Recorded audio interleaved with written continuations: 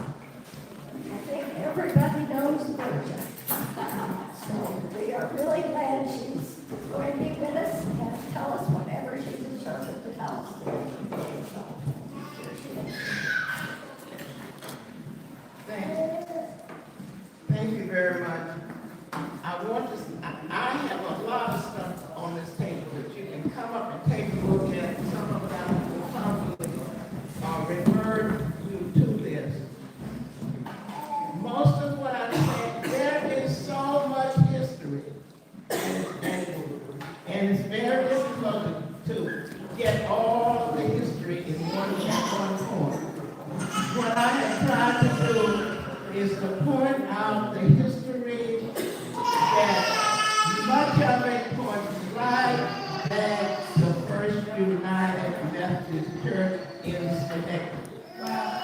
And so I kind of picked out some of the stuff because I want to kind of get the narrative. We'll be reading a lot of it to you, but some of it you will be able to see as you come and take a look at some of these exhibits that I have. It is my intention to share with you how the threads of Methodism and history are tightly interwoven, how legacy and life experiences influenced my commitment to service and social justice. My life has made me a witness to numerous phenomenal events, many of the same people in different places. Being black in America has many nuances. However, having grown up in the South adds an extra dimension. The peculiar combination of enslavement and Methodism as a heritage would be an oxymoron if it did not actually exist as a common practice across the South dating to before the early 1700s. By the time my first ancestor arrived via the Middle Passage to Virginia, Methodism had already spread, and its effects became part of the long lineage that is mine. The history consists of two paradoxes. The first, as a descendant of enslaved people. The second, early and continuous Methodism. Both have made me an eyewitness to nearly a century of activities in this curious and changing movement that is not to this day whole. Other anomalies not experienced by most people alive are being a child who spent visits around an elder who had been enslaved, who had regularly engaged in gatherings with the first African American elected bishop in the Methodist Church, meeting and living around numerous other Methodist leaders and contemporaries, and being the progeny of relatives who attended some of the first schools that assured the formerly enslaved an educational foundation. The history of slavery can be traced back to ancient times. In Bible stories, the sojourn of the Israelites in Egypt and Joseph enslaved by the Ishmaelites and sold into Egypt are two familiar ones. Slavery was a common practice in pre-colonial Africa among its many kingdoms and tribes. It was of a different degree of treatment when it became a part of the transatlantic trade that brought Africans to this hemisphere. One of my ancestors was taken from Africa and brought to Virginia in 1789. This was the year that George Washington became president, and 5 years after the founding of the Methodist Church in America. This nameless female was alleged to be the daughter of an African chief. She landed in Virginia and was purchased by an unmarried woman named Lucy Granger and taken to Mississippi. At that time, Mississippi was not even a state. It was a territory populated by Choctaw, Chickasaw, and various indigenous people. Following her arrival in Mississippi, this purchased female in 1790 gave birth to a female child named Betty. She and a mulatto slave owned by Tom Preston Lucy Granger's nephew had 8 children. One was George Preston. He was born in 1814. He married Louise, who was born in 1824. Their daughter Annie, born in 1849, married Cornelius Taylor, born in 1849. This is the root of the Taylor dynasty that will become historic in the Methodist Church. It was during the time of the Methodist Episcopal Church. According to the legend, Lucy Granger wanted her slaves to be educated and return to Africa to teach. Her nephew, Tom Preston, persuaded her to will them to him, and that he would follow through on her intent at his death. Lucy left money in her estate to send them to Liberia. Unfortunately, Tom died in 1855. At that time, the state of Mississippi declared the will null and void. Even though Methodism spread throughout the colonies, John Wesley, its father, did not support slavery. He did not want ministers who held slaves to itinerate. However, the system continued to exist. Some of my family members were enslaved and fathered by Methodist ministers. The history regarding the movement of the Methodist Church towards slaveholding and manumission continues to be a blight on the Methodist Church. The curious reality is that at the time of emancipation, the family had not been manumitted. And the mystery is, what was their fate for all those years between 1789 and 1863? We do know that one was a spy, 2 ran away and joined the Union Army, 2 were in the Clinton riots, 1 was the first black teacher, and 1 was a bodyguard. These actions put them squarely in the categories of education, resistance, advocacy, service, and liberation. It may very well be what has informed the activities, observations, and interests that is my personal journey and doorway to opportunities.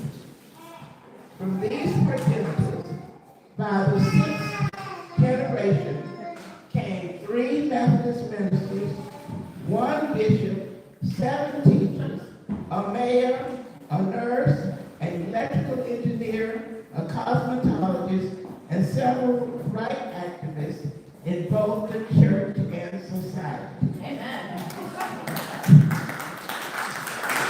Somewhere in the 1800s, the ubiquity of Methodism continued to permeate life experiences as a tale of deceivers became students in schools established by the Freedmen's Aid Bureau. Prince Albert Taylor attended the Meridian Academy. He then went to Gamma Theological Seminary to study for the ministry. The Meridian Academy was later named Haven Teachers College.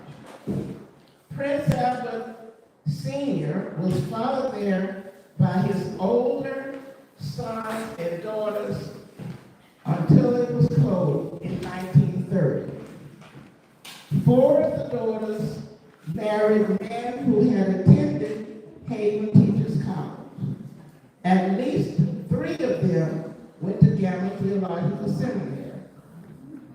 Ubiquity can be seen as people and places are continually a part of experiences throughout a lifetime. It is this intergenerational wherein I have lived and worked. Methodism, family, and life experiences are historically interconnected. I know that I was not born with a book in my hand, but curiosity and love of reading was an early passion. When I was still a small child, I climbed up on our bookcase, which fell on top of me. That I survived it was a miracle or a destiny.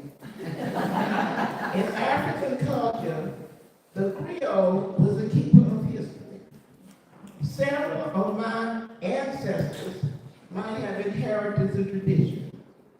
They were always repeating incidents and stories about the family and their experiences. Putting their stories and history together often involved reading and research. I'm sure that I was climbing on that bookcase seeking information and not trying to absorb it through osmosis. My parents valued learning and strove to assure that their children had an environment to receive it. Being a Methodist minister and teachers made them uniquely qualified to assure success. My cousin, James Wheaton, said that our family is neurologically Methodist and psychologically Protestant. The fact that so many of us became clergy and lay professionals in the church could bear testimony to that description. There were many experiences that provided religious education and broadened my scope of the church during the formative years. Family members were playing the piano and organ, conducting choirs, directing pageants, organizing groups, and cleaning, repairing, and building. The Taylors periodically visited their parents and other siblings. During these times, the homes were filled with relatives who were clergy and laypersons engaged in animated discussions about church and community issues. However, it wasn't all church. We had a lot of comedians in the family with no dearth of entertainment. Mississippi, being the genesis of family history and activity on this continent, helped to strengthen their determination, vision, and avocations. As such a large family, it was a community within itself. When the children grew to adulthood, they became teachers, ministers, and other professionals, thereby contributing to the vitality of any community where they settle. Many children and youth can attribute their success to the nurturing these opportunities provide. For example, long before she sang at the Metropolitan Opera, Leontine Price was singing in the church where my grandfather was a pastor and my mother was a pianist. She and some of the family members were schoolmates. Hospitality was a hallmark of the family. Even with such a large family, visitors were always welcome in my grandparents' home. My destiny seems to be inextricably tied to Methodism because I share the same birthday as Charles Wesley. In our personal family, the enjoyment of hymns was a regular activity. We would gather around our piano and sing from our hymnal to my mother's accompaniment. My father had good vocal abilities and piano skills.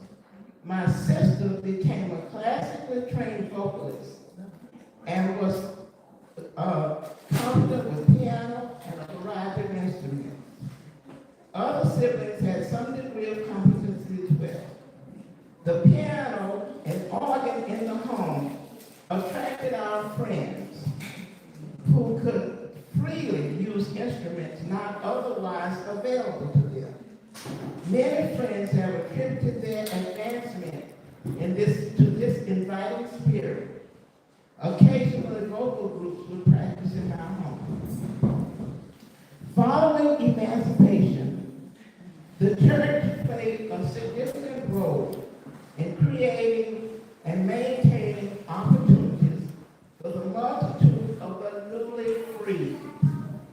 It was a church that housed some of the first schools and around which social, civic, and basic institutions arose.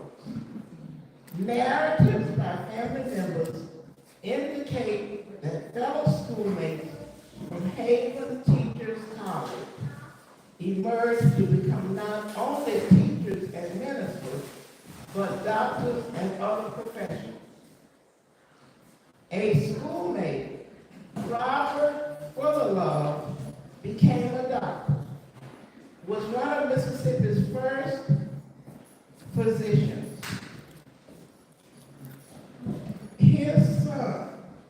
His grandson, Robert Fuller Love III, is a public health researcher at Columbia University.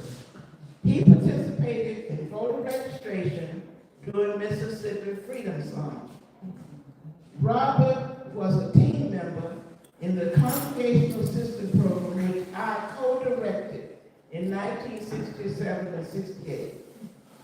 He was a guest speaker for the last Martin Luther King celebration held here at FUMC. Some of you might remember that. Gulfside Assembly was a Methodist conference center of the central jurisdiction on the Mississippi Gulf Coast. It was a place where Black Methodists gathered for retreats, meetings, schools of missions, respite, and renewal, and where mixed groups could safely meet during the civil rights movement. My father was on the staff there, and my mother taught in the school that Bishop Robert Jones established on the campus. On the campus, there were many programs that inspired youth and adults for ministry and service to the Methodist Church. It was common to meet current bishops, future bishops, representatives from the local conference, and the global church, who led workshops and meetings. Some occurred all year, but during summer, a special vibrancy punctuated the air. Gulfside was a strong influence in creating future leaders. Staff children were free to take advantage of the programs. And activities such as with leaders such as Thelma Stevens. Now, one person might recognize Thelma Stevens, maybe two. I don't know what you ever heard that name. Okay. Thelma Stevens, Teresa Hoover, some people recognize that name, and Clary Collins Harvey were especially influenced in motivating my commitment to the educational ministry. In 1947, my family hosted a student, Obadiah Knox Manjingwa, from southern Rhodesia, which is now Zimbabwe. He was a crusade scholar, coming to America to study for ministry at Gallon Theological Seminary in Atlanta, Georgia, and was invited to spend some time at Gulfside before assuming his studies at Gallon. Bishop Willis J. King, who was assigned in Liberia, and he would come, this was by the central jurisdiction, he would come to Gulfside frequently and report about the work in Liberia. Later, my uncle, Prince Albert Taylor Jr., would serve in Liberia. He was committed to helping move the Liberian Methodists to the point of electing a Liberian native as its next bishop. Successfully, Stephen S. Magby became Liberia's first native bishop in 1965. Wow. William Farley Smith, who arranged many of the hymns in our Methodist hymnal, held numerous church music workshops at Gulfside. He served as minister of music at both St. Mark's and Salem United Methodist Church. The move to Canton, Mississippi, constitutes the longest and most consequential decade in my immediate family history. Here we were able to establish a permanent family home. It is where all the children graduated from high school, went away to college, professional education, and into careers in Mississippi and other parts of the country. Education, ministry, medicine, nursing, business, and the arts are applications contributing significantly wherever we settle. My brother Harry became a doctor. He started practicing in Canton and later 2 clinics, one in Goodland and one in Lexington, Mississippi. Sister Ruth practiced nursing in Boston, New York, and Mississippi. Brother Wendell managed businesses in Connecticut and Mississippi. He also ran for mayor of Canton, Mississippi. Sister Hermine taught in Canton, toured and lived in Europe, practiced music therapy in New Jersey, had a Carnegie Hall debut, and performed a concert here at First United Methodist Church. I have served in church and society with every age group, many of the years as a lay employee in the United Methodist Church. Canton, Mississippi was a hotbed of civil rights activity. Canton's Freedom House is down the street, around the corner from my family home. Volunteers flocked to Mississippi during Freedom Summer to register Black citizens to vote. My mother provided housing for a young white couple from Iowa.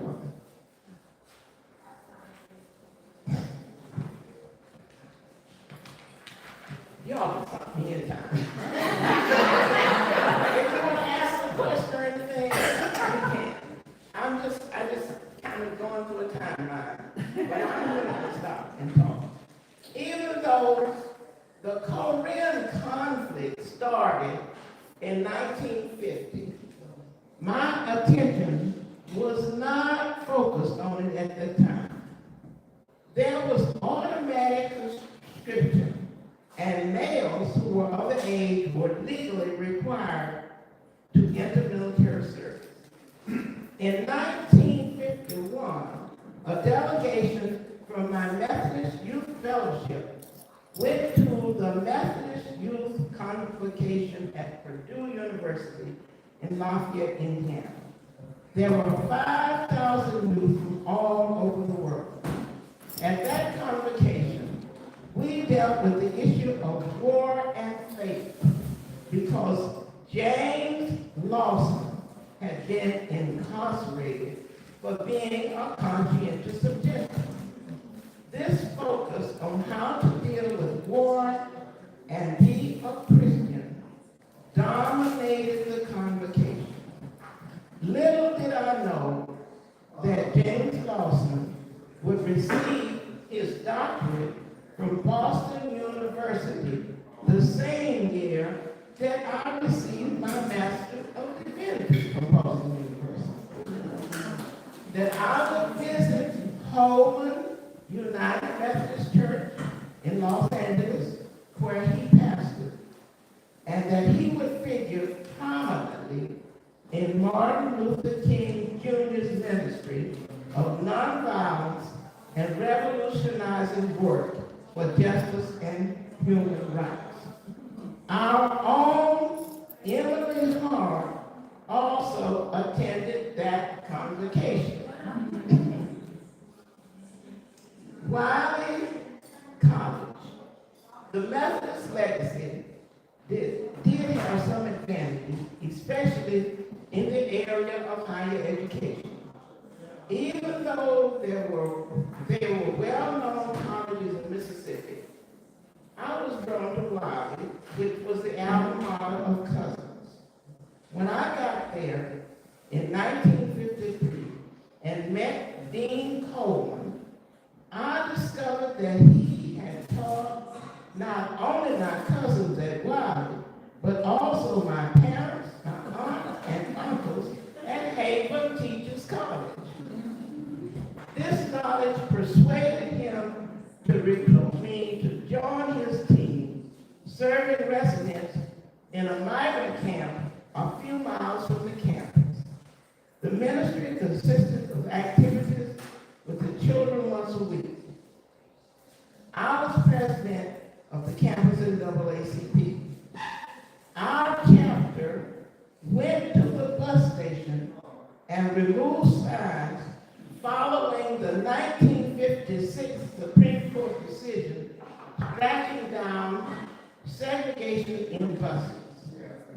This related to the 1955 Interstate Commerce Commission ruling outlawing segregation on buses and terminals.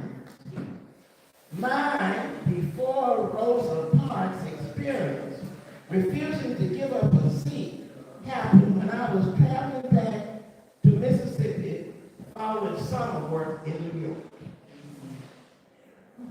As a member of the Methodist student movement, we had opportunities for mixed meetings at Southern Methodist University. Cecil Williams was our popular song. What are the odds that I would be a crusade scholar with Cecil Williams in the same year, and that he would become the co-founder of Glide in San Francisco? Wiley has a history of educating some trailblazers. Among them are James Farmer Jr., the founder of CORE, and Opal Lee, the grandmother of Juneteenth.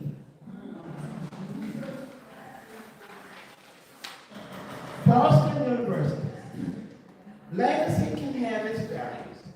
Several of my college professors were graduates of the School of Theology. Since it seemed that it was my intention to serve in some form of educational ministry, BU was a possibility. It was Leon Atkins Sr. who assisted me in obtaining a crusade scholarship. Boston University was a place to meet and associate with people on the forefront of justice and inclusion. Walter Milder, Alan Knight Chalmers, Howard Thurman, L. Harold DeWolf were transformative faculty members. There was opportunity to meet and associate with former and contemporary students active in church and society. Martin Luther King Jr., Barbara Joy, Gilbert Caldwell, Richard Dees, Neil Fisher, Ralph Edwin King, Woody White, Ted Sample, James Foreman, Fletcher Bryant, Bob and Alice Trost, C. Eric Lincoln. C. Eric Lincoln was on the same roster with me of Crusade Scholars. He is also the composer of How Like a Gentle Spirit, number 115, in our Methodist hymn. During the Boston University years, there was an opportunity to be a summer intern through the Board of Missions in Bluefield, West Virginia, and Florence, South Carolina. C. Anderson Davis, the pastor of John Stewart Methodist Church in Bluefield, was a delegate to the General Conference. It was his speech that moved the vote forward to grant women full clergy rights. Cumberland Methodist Church in Florence, South Carolina, is the home of Bishop Marcus Matthews. Generations of the Hayward family claim Cumberland as their legacy. My first introduction to a Hayward was when, as a college student, Grace Hayward and I worked summers at Saxford 34th Department Store in New York. Her brother, John, was a Crusade scholar. He served as pastor of United Methodist Church in St. Louis, Missouri, the home church of my aunt, Susie Cameron. While at BU, I was a member of a group that traveled to Montgomery, Alabama. We worshiped at Dexter Avenue Baptist Church and dined in Martin Luther King's home. Prior to our arrival in Montgomery, we spent overnight at the Corner Mill Farm, directed by Clarence Jordan.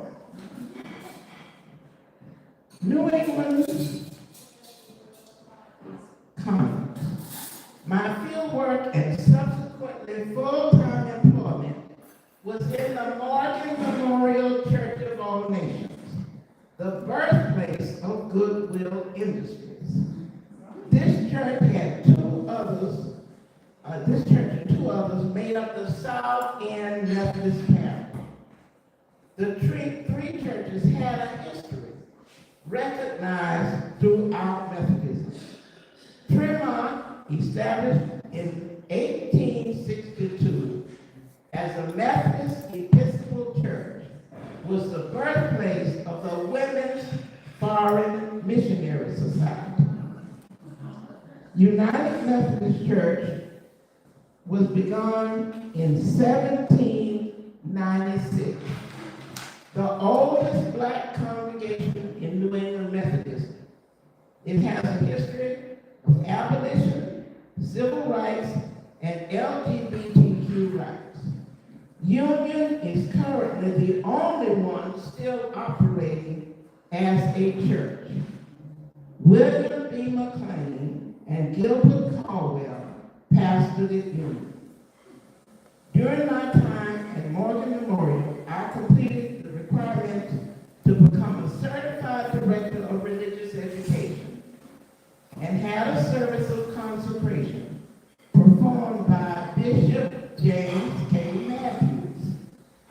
While at Morgan Memorial, I married a member of that congregation. We moved to the Eliza Henry home with rented apartments to couples and some singles who were students and workers in various Boston ministries. The home was a place where the residents were regularly engaged in justice interests. It was here that we organized New England Methodists for church renewal. As an organization, we sent busloads to join people from around the country to the March on Washington, to Pittsburgh, Pennsylvania, advocating for the elimination of the central jurisdiction, and to Atlantic City in support of seeking the Mississippi Freedom Democratic Party. Kane Hope Felder, as a young adult, was active in the Morgan Memorial Church of All Nations. New York Annual Conference. While at the demonstration in Atlantic City, Calvin Preston, the pastor of the Church of the Open Door in Brooklyn, encouraged me to move to New York and work in his church. Calvin had grown up under the ministry of my uncle, William James. I met Calvin during my college years when I would go to New York and work during summers. The James home was a welcoming place for nieces and nephews who found summer employment in New York. Their and we had no monetary obligation to them. The hospitality extended to youth who were not family members as well. Many of us can gratefully attribute our work of altruism and common good to the living room forums that regularly took place in the James home. William James was a charismatic, brilliant, and creative person. He had a masterful grasp of history and could make it come alive. He was a committed advocate for social justice and human rights, which he practiced every day. During many inspiring discussions, students and admirers gathered to revel in his wisdom. This carried over within the church and community where he was a prominent figure. Several organizations were birthed and thrived under his leadership. He was an urban ministry professor at Drew Theological Seminary. Steve Clun was one of his students. Under the ministry of William James, churches grew and were transforming forces in many lives. He was aptly described in Man, Child, in the Promised Land by Claude Brown, who was one of his proteges. And I didn't bring that book. I should have. I put it there, forgot it. On page 378, if you've ever read the book, my uncle described. William James composed the hymn Easter People, number 304 in the Methodist hymn. He visited First United Methodist Church when his friend and colleague, Edward Carruthers, was the pastor.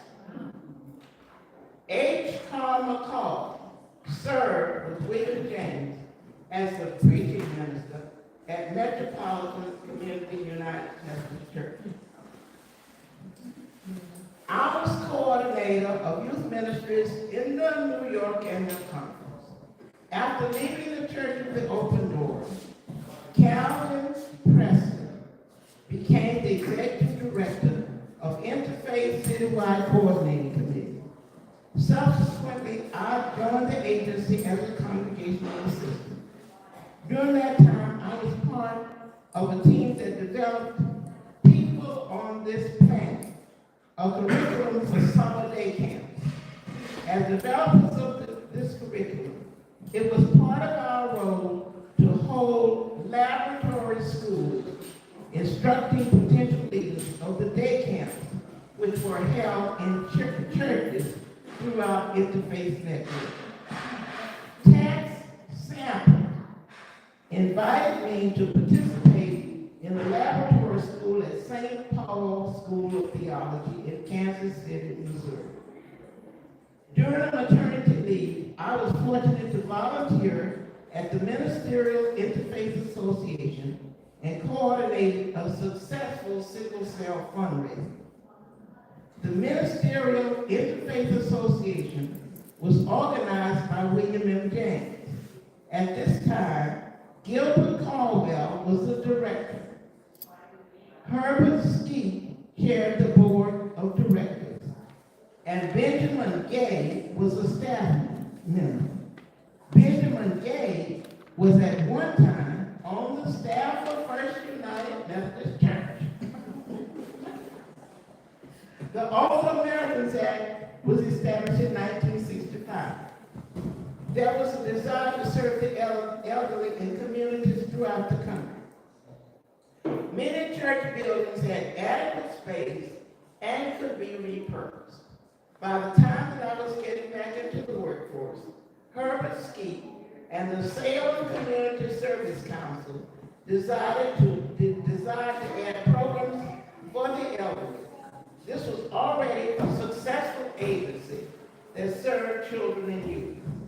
Reverend Skeet invited me to help organize a senior center at Salem. Salem United Methodist Church was a large thriving congregation located in the heart of one of Harlem's largest public housing projects. Anyone who followed boxing would recognize Salem Crescent Athletic Club and Golden Gloves Camp. Sugar Ray Robinson was a product of this club. Two Methodist bishops, Roy Nichols and F. Herbert Skeet, were former pastors at Salem. Troy Annual Conference. The Troy Annual Conference was one of the most progressive conferences in upstate New York Methodism. I was drawn to the mission and social justice ministries of First United Methodist Church and traveled past several Methodist churches to attend them. My fate was sealed when I discovered that Leon Atkins Sr. had formerly been the pastor and that his son, Lee Jr., was currently the pastor. Discovering that Buddy Atkins had worked with Saul Alinsky made me more certain that I had chosen the right church. Sabine O'Hara, Bill Barney, and Brenda Arley were instrumental in cementing my involvement in peace with justice activities that enabled me to be present in change movements sweeping across Methodism. Being Florida Conference Peace with Justice Coordinator provided an opportunity to meet coordinators from throughout the connection, participate in ecumenical advocacy gatherings, visit to congressional representatives, and be updated on effective peace with justice initiatives. This was the incentive for First United Methodist Church to become a peace with justice covenant congregation during the pastorate of Steve Plum. The Peace with Justice Covenant Congregation workbook from my Troy Conference tenure was the last gift offered to the Coordinators Network before the dissolving of three conferences and merging them into the Upper New York Annual Conference. The Great Peace March, banner, Peace with Justice scholarships, Mission of Peace grants, planning peace polls, a grant to Emmaus to serve refugees from the Rwandan genocide, speaking and holding workshops in local churches, and exhibiting an annual conference are notable activities as Peace with Justice coordinator. It was Brenda who recommended me to be on the board of MFSA. Our church voted to be a reconciling congregation when Phil O'Hara was pastor. Steve Plum and I, fortunately, became participants in general conference activities of the Reconciling Network. Leon Atkins Sr. wrote the hymn, Go Make of All Disciples, number 571, in our Methodist hymn. I was there when there was a vote to abolish the central jurisdiction. I was there when we apologized to those who left. I was there when we recognized the ones who stayed. And when we celebrated the 50th anniversary of the full inclusion of women as clergy. To experience the appointment of the first two black bishops to serve in mostly white conferences. That was Prince Albert Taylor Jr. and James Thomas. To serve in a church that produced two black bishops, Roy Nichols and F. Herbert Skeet. I'm almost done now. At Boston University in 1991, when my daughter, Fletcher Bryant's daughter, graduated 30 years later after we did in 1961. Fletcher was pastor of Galilee United Methodist Church in Englewood, New Jersey. My uncle, Walter Scott Taylor, had earlier been the pastor of Galilee. Just a little bit more. Liberia. Why Liberia? You heard me mention that. Liberia began in the early 19th century as a project of the American Colonization Society, which believed that black people would face better chances for freedom and prosperity in Africa than the United States. Between 1822 and the outbreak of the American Civil War in 1861, more than 15,000 free and freeborn African Americans, along with 3,198 Afro-Caribbeans, relocated to Liberia, gradually developing an Americo-Liberian identity. The settlers carried their culture and tradition with them while colonizing the indigenous population, led by the Americo-Liberians. Liberia declared independence on July 26, 1847, which the U.S. did not recognize until February 1862. While growing up in the central jurisdiction was in some ways an advantage for black Methodists, it was anathema for Methodism simply because the initial purpose was discrimination. So, if you are interested in learning the whole history related to the development of the church, we had this in our reading group. This is Black People in the Methodist Church. And William B. McLean, we call him Bobby McLean, also graduate of Boston University. So God bless him. Tells you the whole story. And those of us who read the book, now let's read it again. You can come up and take a look at all of these things. This book here has the history of my grandfather. My great-grandfather lived to be over 100 years of age. And we were able to meet, to know him. So sometimes when I ask people, have you ever met anybody who's been enslaved? Oh, no, that was so many years ago. What's wrong with you? You're crazy. Well, I knew somebody. It was my great-grandfather. If you want to ask me some questions about anything I said, I will answer. You'll see the bookcase over here that fell on top of me. It's over 100 years old. My father built it. And it still sits in our home. And you can take a look at that. Yes. Sister Virgia, thank you. Which one of the books up there is your favorite and why? Well, it's probably the book that has all my family members in here. This is the book that has everybody, some of the family reunions, a lot of the genealogy. Let me just say that we're talking about one family. This is the Taylor family. And I do have a great family on the other side, which is the Barty family.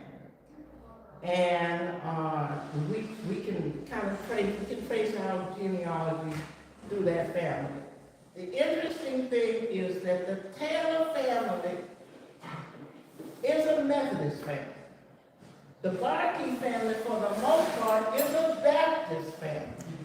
Now, Methodism and the Baptist Church and the Methodist Church existed at about the same time. The difference between the Methodist Church and the Baptist Church is that the Methodists had a structure, and the structure was something that never left. And that's the reason the Methodist Church is a global church. And when we were growing my mother always said, if you go to a community and you don't know anybody, go to a Methodist church, a Methodist parsonage, a Methodist church, and you will be at home. That was not the case of the Baptists. And so they don't have the same kind of structure, but they were in existence at around the same time. The interesting thing is that my father, even though the family, right now most of the family is Baptist or something else on the Barkey side, which is my father's side. But it might have been because of my father attending Meridian Academy, which was Haven Teachers College, and it was a Methodist sponsored school. And that could be the reason that, and if you were in a Methodist school and you were going to be a minister, you were going to Gamma Theological Seminary, which is a Methodist seminary. So that's probably the reason that he became Methodist. But there's the other side of the family, and then there's the Caribbean side of the family, which is my daughter's ancestry, which we're still working on. I want to say that I have this book here, which is a journal, 1892. This journal here has a lot of stuff in it about the Meridian Academy. And this one is a 1961 journal of the Mississippi Annual Conference, and my father, my grandfather, and two of my uncles are listed in this book. So, food. Let me just say this. I just picked this book up. Sometimes people say, oh, it was Martin Luther King. Well, it was a no-brainer because Martin Luther King and I went to the same school.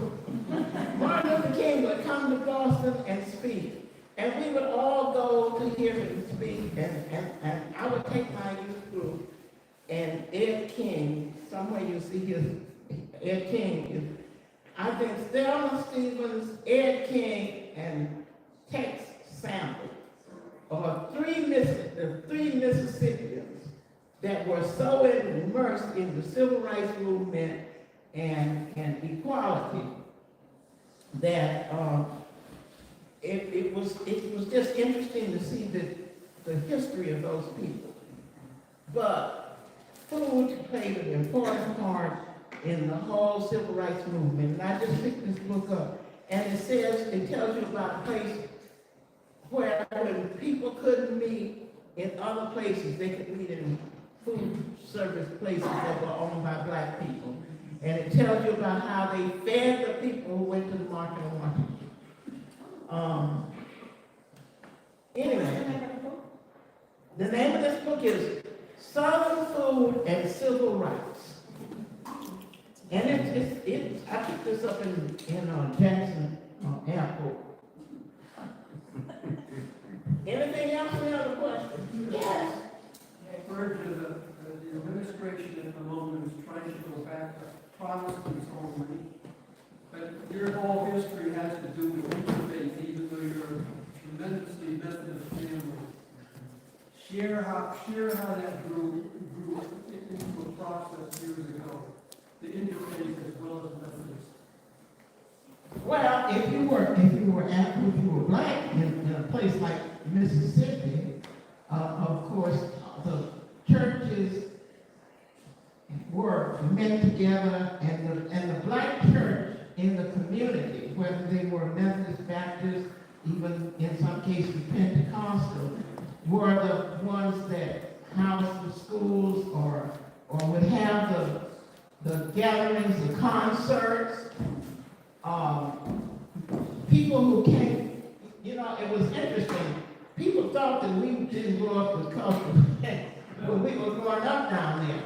But before black entertainers could sing at the Met or concert halls, even in New York, Washington, D.C., and other places. They sang in our churches and in our union halls and in our schools and places like that. So we had a chance to hear people like Marion Anderson, Paul Robeson, and the Fifth Jubilee Singers. Even though the Fifth Jubilee Singers they traveled all over the world to raise money to support FIST. But if they were coming to a place in some place that was segregated, black people couldn't come in there and hear it. So they would be in our schools and in our churches. And so that was part of the interfaith ecumenical kind of experience. And Walter Milburn, who was the dean of Boston University School of Theology, was very much into the ecumenical movement. And I didn't read that. I will read it. Because Dean Walter Milner was one of the least biased people you could ever meet. And the students kind of felt afraid of him. I couldn't find the picture that I took when I went to my 50th reunion that I took with Dean Milner. I'm looking on, I'll find it tomorrow probably, because I wanted it for today. But I told Bob Frost that I had a picture with Dean Milner, and Bob Frost said, "Oh, Virgia, I was so terrified of Dean Milner that I wouldn't even have the nerve to invite myself to take a picture with him." Well, I was never afraid of Dean Milner. But Dean Milner, he was active in ecumenical and civil rights activities, and he advocated for the elimination of racism in the Methodist Church. During his tenure, Boston University was responsible for training more African American PhD students than any single university in the country. Martin Luther King Jr. considered him influential in his pilgrimage to nonviolence as a philosophy of social change. So that, I don't know if I answered all that part of it. Okay. Thank you. Any more questions? Well, anybody wants to can come up and take a look.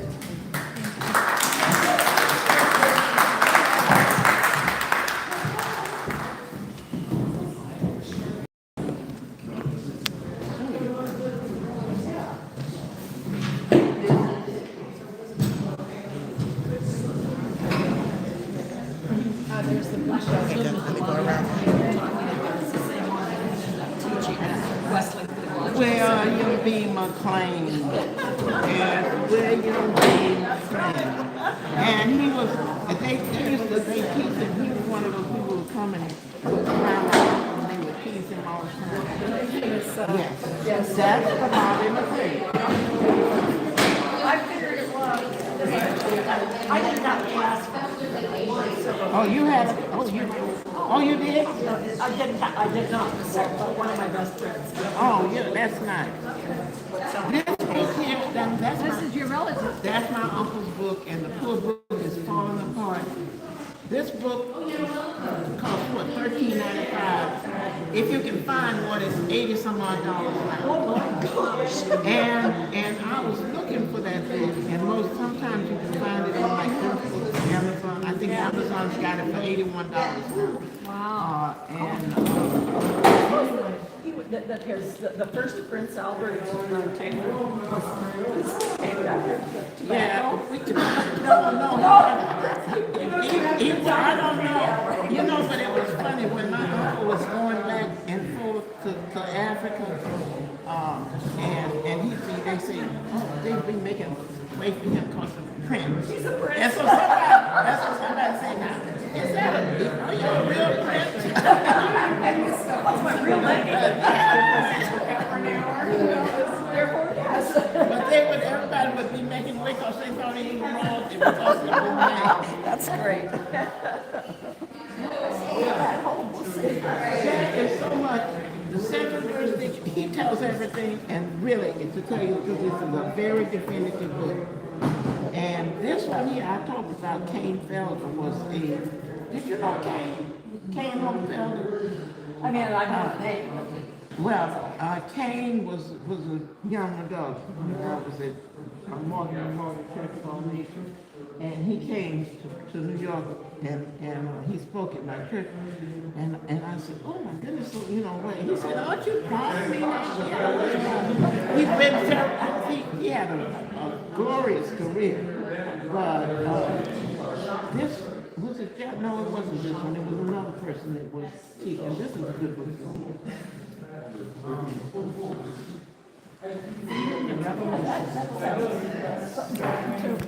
Yeah, I saw it. yeah. Because it looks familiar. Yeah. Well, there's a lot of pictures and a whole lot of recipes, but it explains all the different things to the movie. This book here is written by the lady who was a part of the movement, Freedom Summer, and Paul Murray, who was a professor at Siena College. He might have taught at Millsap. Millsap's college really was radicalized a lot of Mississippi's white students in Jackson, Mississippi. And Tech Sample, Ed King, both of them went to Millsap's college. But anyway, Paul Murray. I'll give you a This is Paul Murray. He was a professor at Siena College, and he would take this is part of the Freedom House exhibit.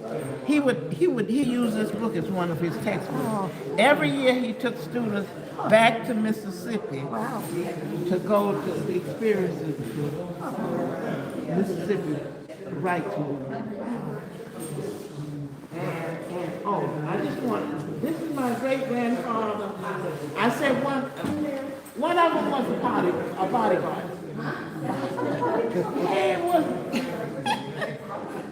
my great-grandfather was enslaved.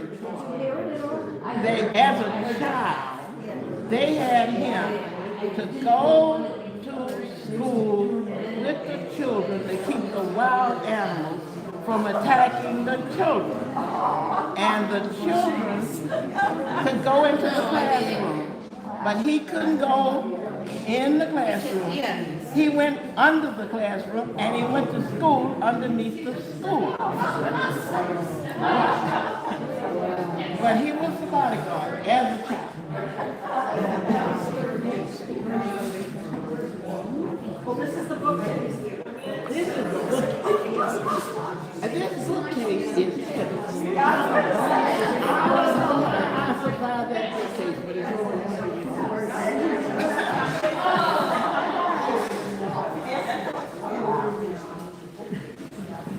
And some of you, the Clinton riots. This was actually as a result of the Clinton riots. If that's a big story that you can read, you can Google it and find out all the information about it. But that's the end of Reconstruction happened at This is Theon Johnson. Theon Johnson the third. His father was my mother's student when he was in the third grade. My mother was about 100 years old when she went up to Theon II and gave him a picture of when he was a third grade student. And she said, I have had this picture in my Bible all this time, and I'm giving it to you now. And when my mother died, he said that he told that story about it. And he said, it's in my Bible now. Theon Johnson III. This is what he looked like when we went to a general conference. I think it was in Fort Worth. Anyway, he worked for the Board of Church and Society back then. This is Dr. Theon Johnson III. Now, and he is a pastor of Campbell United Methodist Church in California, and he worked at Glide. And the book that Dr. Karen, Bishop Karen, she mentioned him in that book. Okay, golf size is, on no picture, where is it? I'm trying to find this. Maybe it's here. Gulfside doesn't have any pictures anymore. Wait, this is Gulfside. Oh, no, here it is. Katrina knocked it out. But I kept this because I found this tapestry is what Gulfside looked like before Katrina. And this is what Gulfside looks like now. This only thing there is Leontine Kelly's chapel, which is that little stuff there. And this is nothing. They haven't even built anything on Gulfside. They got this sign. Yeah. And this was this right here. It's just some of the programs and the Easter. The summer thing. And this is Bishop Jones. He is the one who started this. Yeah, well, back then, yeah, they could only swim and meet and everything. But that's what. It reminds me of a place in Michigan that we toured because it was a part of Bruce's, one of his uncles' restaurant in the summertime. Red little cottages. Oh, they had, it was so nice. Well, there's one in Round Lake too, and they have an ancient organ up there from when it was the Methodist camp. And every year. There's a young picture of you. Yeah, we went to one of their music concerts. This had nothing to do with church. Yeah, I mean, it's sort of, every year it they does. bring in an This is the list of the Crusade scholars. And it's a world community. This is the sickle cell. This is the sickle cell program that I did. And this is the one where we had the vigil to advocate for the dissolution of the central jurisdiction. And this is the curriculum that we did. This is openly. That's what you look for. That's 50 years. That's you right there? Yeah, I'll show you. This is when.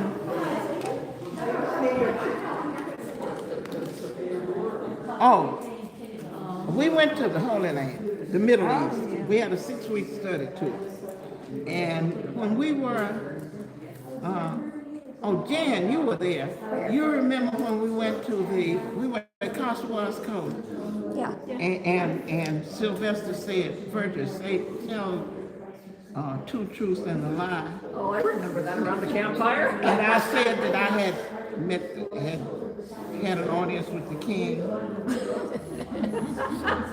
This is the king. This is the King of Jordan, where we are meeting and being entertained by the King of Jordan. That was King Hussein. Oh, my. And there's a group there. And this is the group of students at John Stewart Methodist Church, Bluefield, West Virginia. And this is down here somewhere is the pastor, C. Anderson Davis. He was the one, they say his speech was the one that kind of pushed the legislation forward to grant women full clergy rights. So many names of people. Yeah, I said so many names, and I said the only person that probably would recognize any of these names is Bob Long. Bob Long went to Perkins. Cecil Williams went to Perkins. You went to Perkins. Cecil went to Perkins. I lived in Dallas 33 years. Does that count? Well, No, it doesn't. I know. Yes. Yes. I knew that you would know. And did you know, was that before you or during your time, Robert Hayes? You didn't know him. He went to Perkins. Okay. but he became a bishop. He went to the other Global Methodist. Yeah. He went to that, and now when he was come to Wiley, and he would talk, we liked him, we thought he was progressive, but he might not have been very progressive, but they took him as one of their Bishop Emeritus at the Global Church, but he didn't. I must not listen very good. He did go to Perkins. Here, that's me. This is me when we had the consecration for, me to become a certified director of religious education, and Bishop James K. Matthews. They had a service just for me in my church. I remember you telling me that. I remember you. And a lot of this is stuff related to different things in Mississippi. And one of the general conferences, I took this picture of the shower of souls. We used to do the shower of souls. So this is the shower of souls for one of the general conferences. Yeah. And this is a whole bunch of stuff about my uncle and all this stuff.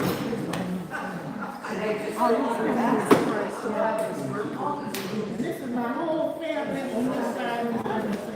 On this side of the family, the other side of the family is not Methodist history much. But that family, the Barton family, is still a huge family. I say the family thing is they have a lot of young people in that family. And most of the people in this family, all these people are dead. So that they were the ones that carried on all the chain was never broken when they were gone. But now that most of them are gone, we don't have as many young children in that family on that side. So that's the reason we're not really gathering like we used to. We used to have family meetings all the time, but we don't do it anymore. So it's the Martin family that has all the Excuse me, something looks like the sun might be shining. I hope so. No, my sister, her name. Which church was it? This was my church, No, I did donations. The visual artist is not a member of my family. I don't know. Somebody hurts you though, right? Oh, you mean, yeah. I don't know what I mean. Oh, you mean Rich Barty. He was a D-trained poet. Oh. And he, okay, so he was on the Barty side. Okay. But he was a So, D-trained should poet. I He used call to you write sometime, or do you want poetry, to and he call would me? recite it and sell it on the D-trained. Oh. A lot of people do that. And now they've embraced that. So you ride the subway in New York City, you might find not only Because, you know, we poets, should but get you might this find over to, paintings and things like that. Second And County. they recognize it. Sorenville Society. Get 'em And they do it, you know, that people who like the music, musicians and people like that come into the subway stations. So that they've gotten to the point where they did a lot of that. But yeah, he was on that side of the fence. Okay. That's some. Yeah, no, the word. Yeah, great. And she has a degree in English too. My Humanities.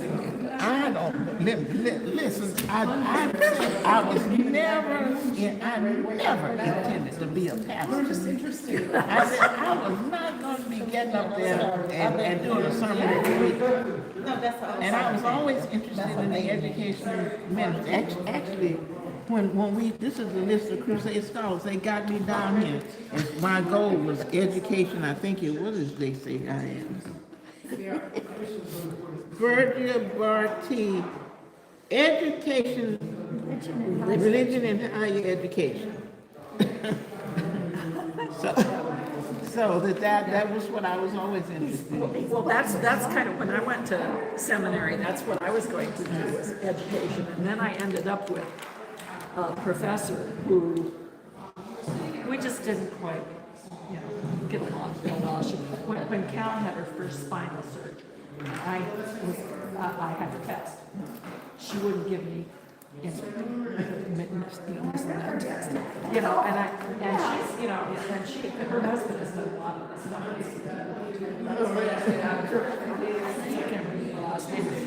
You amaze me that all these names, she just remembers them all. I can't remember my own.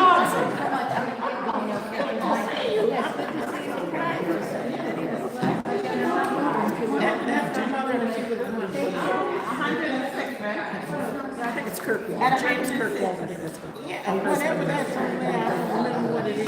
Your mother's right there. Yeah, that's your mother. Oh, wow. Well.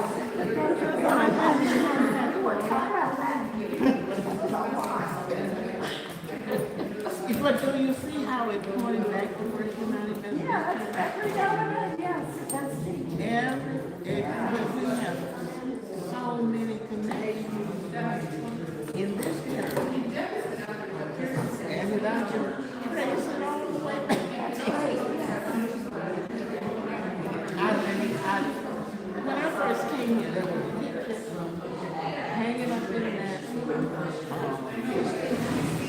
in the library. And it had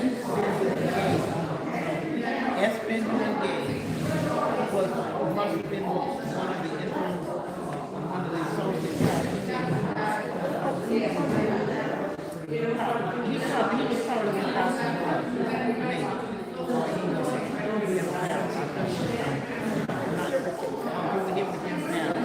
So it might have been, and Carruthers came, my uncle came to me. He was a preacher for the church when Carruthers was